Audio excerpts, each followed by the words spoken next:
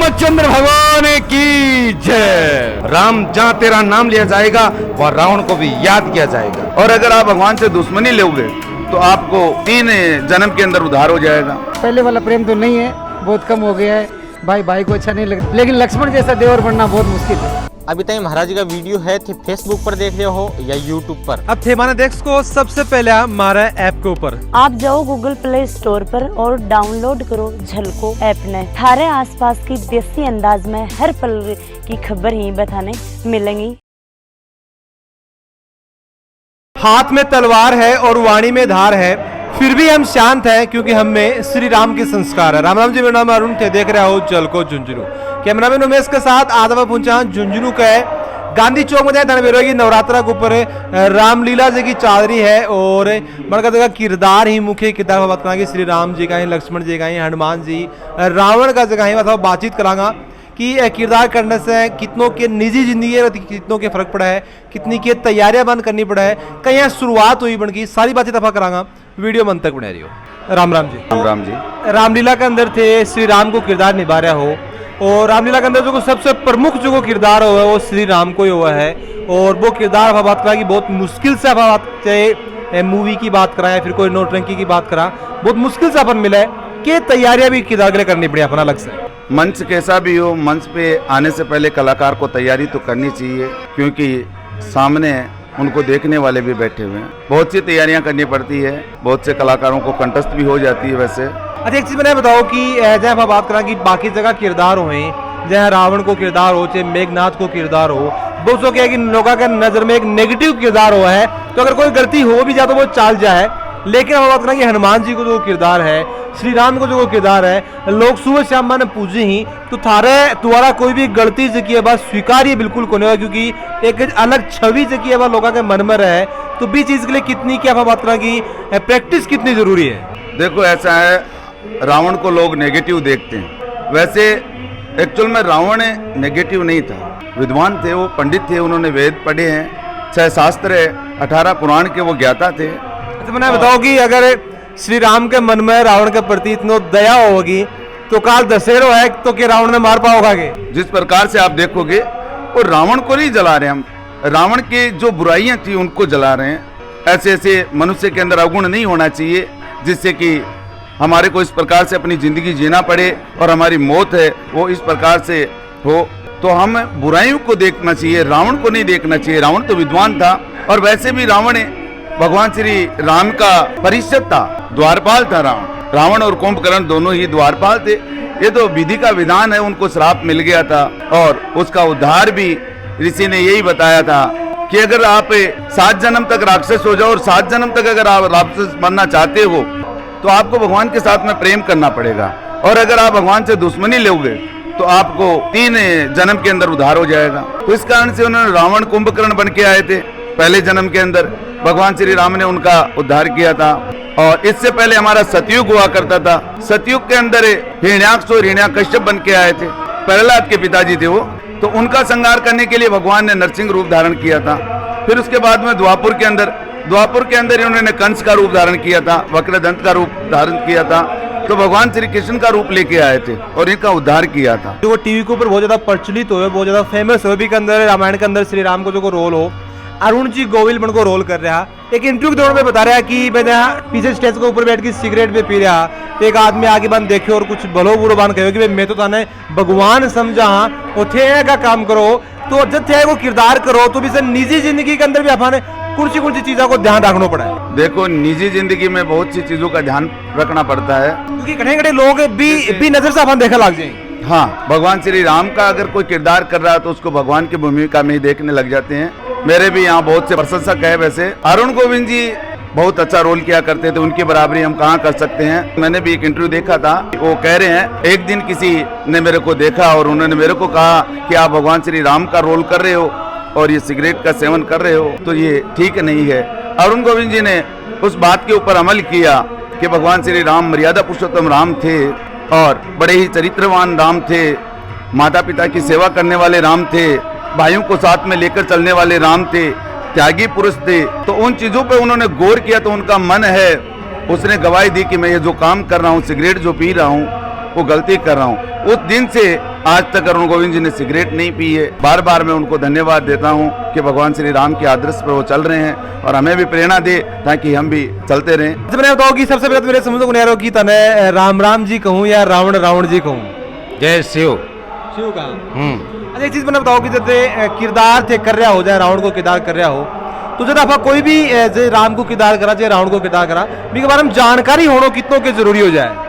जानकारी होना अति आवश्यक है। कोई भी किरदार करने से पहले उस किरदार के अंदर ढलना पड़ता है। जैसे कि मैं अगर रावण का किरदार कर रहा हूँ तो मेरे मन के अंदर ऐसा होना चाहिए कि मैं रावण ही हूँ। जब तक इस अभिनय के अंदर रहूँ, अभिनय के तय तक जब तक कलाकार जाता नहीं है ना तब तक अभिनय करने का आनंद नहीं आता और ना पब्लिक जनता जनार्दन को रुचि होती है। अच्छा मैंने बताओ कि रावण को किरदार थे निभाओ हो कब से निभा रहे हो? लगभग 30 साल हो गए रामायण में हमें काम करते हुए और 25 साल हो गए मैं रावण का किरदार करते हुए। जब मेरी आयु 14 वर्ष थी तब मैंने रावण का किरदार आरंभ कर दिया और तब से लेकर आज तक मैंने पूर्ण तैयारी के साथ, सारी यादाश्त के साथ, अच्छी शैली के साथ इस रावण के किरदार को किया है और राजस्थान के करीब करीब सारे मंचों पर हमने काम किया। निम्बाड़ा, बांसवाड़ा, कोटा। मैंने बताओ कि रावण को किरदार करने के लिए आवाज को बुलंद होना, तेज होना, भारी होना कितनों के जरूरी है? सबसे पहला कोई भी किरदार निभाने से पहले आदमी की शैली पर डिपेंड करता है। बोलने का जो टेक्ट होता है ना वो सबसे पहले अनिवार्य होता है। जैसे कि रावण का किरदार में शैली को थोड़ी तीव्र चाहिए और खुंखार भी चाहिए। शब्दों की जो शब्दावली है ना, किस शब्द को ऊपर जोर लगाना, किस पर नहीं लगाना है। जैसे किसी को संबोधित करना है तो आंखों के हाव भाव, चेहरा और हाथों का हाव भाव देख करके जनता विदित होता है कि वाकई में ये कोई रावण है। अब तो देखो हर किरदार का सारा ही फेवरेट डायलॉग हुए, कोई एक डायलॉग जो था सबसे अच्छा लागतो है अगर तुम्हारे का सुनाना चाहो? फेवरेट डायलॉग यही है मेरा, राम रावण युद्ध के अंदर जब राम जी रावण से लड़ने के लिए आते हैं और मैं राम जी से संबोधित करता हूँ कि ये नर नारायण का झगड़ा है। मैं एक नर हूँ, आप नारायण है, आप त्रिलोक के स्वामी है। आप त्रिलोक के स्वामी होते हुए एक नर ने तुमसे झगड़ा मोल लिया है और रावण मरते दम तक सीता तुम्हें लौटाने वाला नहीं है। और जंग मैदान में रावण ने नारायण से 2-2 हाथ किए हैं। नारायण, मैं जानता हूं ये कि मैं तुमसे जीत नहीं सकता, लेकिन रावण बुजदिलों की मौत मर्द भी तो नहीं सकता।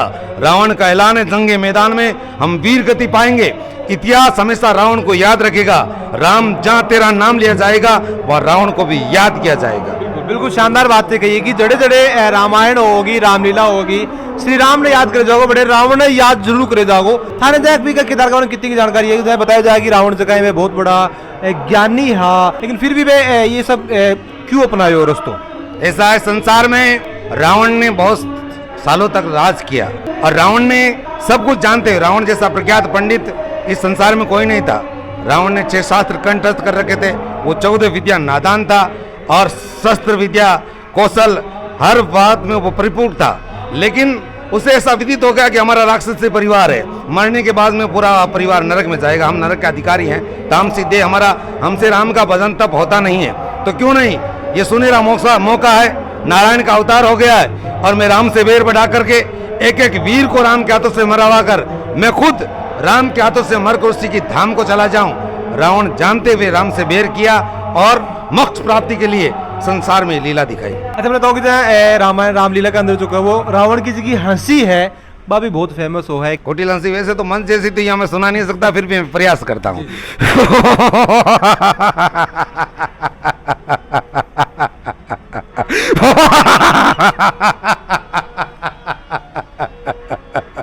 जय शिव। राम राम जी। नमस्कार साहब। तो एक बात और नाम दो, नाम की है? जी मेरा नाम अशोक है। तो अशोक जी क्या को किरदार करो थे? मैं अभी लक्ष्मण का रोल अदा कर रहा हूँ। तो मैंने बताओ कि लक्ष्मण को रोल आप अदा कर रहे हैं और श्री राम को बताया कि बिल्कुल परछाई बन की जगह पर लक्ष्मण जी रिया करता है। तो बस अपने निजी जिंदगी में क्या क्या चीजें सीखने मिली? लक्ष्मण परछाई की तरह भगवान के साथ में थे और दुनिया को ये भी सिखाया कि भाई होना तो ऐसा होना। जो सीता जी का हरण होने के बाद में लक्ष्मण ने अपने जान की बाजी भी लगाई थी, लक्ष्मण जी को शक्ति का भी प्रयोग हुआ था, फिर भी राम जी का साथ नहीं छोड़ा था और यही प्रेरणा देता है दुनिया को सीखने के लिए। मैंने तो कि थाने के लगा कि आजकल वो प्रेम बच रहे है। देखो वो प्रेम पहले वाला प्रेम तो नहीं है, बहुत कम हो गया है।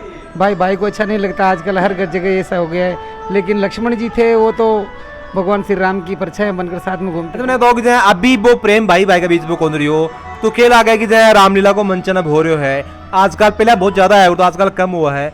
तो अंश से जो है वो क्या लगा कि थोड़ा बहुत परिवर्तन जो है वो समाज के अंदर आओगे? बिल्कुल आएगा, समाज के अंदर थोड़ा बहुत परिवर्तन आएगा, क्योंकि दुनिया देखने वाली है। जो यहाँ हम रामला कर रहे हैं अभी, यहाँ देखने के लिए है तो उसको प्रेरणा मिलती है कि भाई का कैसा उधर होता है, बाप का कैसा उधर होता है, भाभी का कैसा होता है, यहाँ कुछ सीखने को मिलता है। अरे एक चीज मेरी ये भी सुनी रही कि जब रावण जगह पे सीता जी ने हरण करके लेगा तो कुछ बन की चीज पे गिराता चला था कि बढ़ तक राम जी और लक्ष्मण जी पूछ जावे, तो बड़े लक्ष्मण जी दिखाया गया कि भैया पाजेब की है, तो लक्ष्मण जी बोला कि ये मेरी भाभी की है। फिर बोले कि भाई या और चीजें या की है, भाभी की है। एक कोई नथ बन मिली तो लक्ष्मण जी से पूछोगे भैया की तो बोले आ मन को मेरो, तो बोले भैया क्या कि भाई मैं देखी मेरी भाभी भी ने कदे भी ऊपर यानी कि चेहरों पर को कौन देखे, हमेशा बन का चरण नहीं देखा। तो इस साहब को ताने के लगे कि आज भी अपने समाज के अंदर आएगा देवर मौजूद होंगे। देखो ऐसी बात है कि मैं 32 साल की उम्र में मेरे तो कहीं सामने आया नहीं है, और जहाँ दुनिया है हो सकता है कहीं होगा उसका ऐसा देवर भी, लेकिन लक्ष्मण जैसा देवर बनना बहुत मुश्किल है। कहता हूँ कि याद हमेशा श्री राम ने करो जा है, हनुमान जी ने करो जा है, रावण ने करो जा है, लेकिन मेरे हिसाब से लक्ष्मण जी को जो कोई बलिदान हो वो भी कोई छोटो बलिदान को न हो, परछाई बन की जरूर है, लेकिन मेरे को बलिदान भी मेरे हिसाब से बहुत बड़ो बलिदान हो। देखिए कि श्राप जब मिला था तो भगवान ने बोला था कि मैं त्रेता, लक्ष्मण जी तो मिले को हो ना बोला, राम जी बोले थे कि मैं त्रेता के चौथे चरण में रामावतार बन के आऊँगा दशरथ जी के घर में, तो जहाँ भी मैं जाऊँगा तो राम और सीता की पूजा होगी। और फिर पंपापुर जाने के बाद में हनुमान जी का मिलन हो गया, तो हनुमान जी के मिलन के बाद में हनुमान जी के साथ में फोटो आने लग गई। और लक्ष्मण की फोटो कहाँ है कि जहाँ राजतिलक हुआ था ना उसी जगह लक्ष्मण की फोटो है, और वनवास में भी फोटो है, और बाकी जगह नहीं है लक्ष्मण की फोटो। कम जरूर है लेकिन मेरे को बलिदान मेरे हिसाब से बहुत बड़ा हो। हाँ जी जी। राम राम जी। राम राम साहब। तो थोड़ा नाम बता दो एक बार। मेरा नाम है साहब राजू। तो राजू जी क्या को किरदार निभाओगे रामलीला के अंदर? मैं रामलीला के अंदर आज किरदार निभा रहा हूँ रावण के पुत्र इंद्रजीत का। इंद्रजीत। हाँ। तो मैंने बताओ कि इंद्रजीत ने को जो नाम है वो इंद्रजीत क्यों रखे गए? इसके पीछे कुछ कहानी बताया जाए कि इंद्र ने भी जीते हैं कि कोई कहानी है? ये इंद्रजीत का यही कारण है कि मतलब इंद्रजीत ने एक बार सारे संसार के ऊपर दिग्विजय किया, सारे राजाओं को जीतकर अपने पिता के चरणों का गुलाम बनाया, तो वो फिर स्वर्ग लोक में चला गया और जाकर इंद्र के ऊपर विजय प्राप्त की। उस समय से ये इंद्रजीत की पदवी लग गई। अच्छा मैंने बताओ कि जहाँ रावण ने याद करो जा है, हाँ। श्री राम ने याद करो जा है, हाँ। लेकिन क्या लगे कि इंद्रजीत भी जगह पे खड़े खड़े रावण की बहुत बड़ी ताकत पे हाथ भाई ये वजह है कि रावण जो को वो पूरे लोक के ऊपर राज करे। बिल्कुल, रावण का पुत्र जो इंद्रजीत था वो भी शक्तिशाली था। हर पिता अपने पुत्र की सहायता से ऊपर भी उठता है, और ऐसा भी कोई पुत्र हो जाता है जो पिता को नीचे भी गिरा देता है, लेकिन ये उस समय की बात है, ऐसे पुत्र नहीं होते थे। वो अपने पिता के लिए, अपनी आन बान शान के लिए मर मिट जाते थे। उनकी भी मदद थी उसमें, और उन्होंने भी सहयोग किया अपने बाप का।